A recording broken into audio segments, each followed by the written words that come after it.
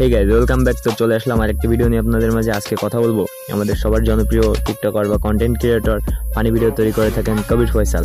তার কিছু কিছু কার্যকলাপ নিয়ে যেগুলা আমার পছন্দ হয় না বা আপনাদেরও পছন্দ হবে না। তাকে অনেকেই সাপোর্ট করতো এবং আমারই পছন্দ হইতো, আপনাদেরও পছন্দ হইতো। তো দিস ইজ লোকাল হিরো, তার বিষয়ে কথা বলবো। সে আমাদের মাঝে টিকটক থেকেই পরিচিত পেয়েছে এবং সে ভালো ভালো ফানি কমেন্ট করতো, কিন্তু তার যে কার্যকলাপ সেগুলো আমার ভালো লাগে নাই। তো চলুন কথা না বলে ভিডিওটি শুরু করা যাক। তো ফার্স্ট পর্যায়ে আমরা দেখি যে সে লাইলার সাথে সে কোনো মেয়ে নিয়ে ভিডিও করতেছে এবং পরবর্তীতে আরেকটি ক্লিপ ভাইরাল হয়েছে, যেটি আপনারা হয়তো বা কিছু কিছু লোক জানেন, অনেকেই জানেন না। ভিডিওর ফার্স্ট পর্যায়ে দেখি তামুক রিজাউলকে, তারা একটি সেলুনে।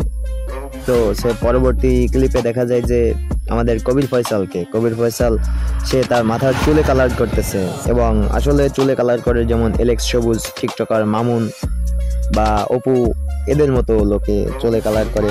তো আসলে সে চুলে কালার করে হয়তো বা অনেক লোকের থেকেই সে লাঞ্ছিত বঞ্চিত হবে এবং অনেক রোস্টাররা তাকে নিয়ে রোস্ট করবে।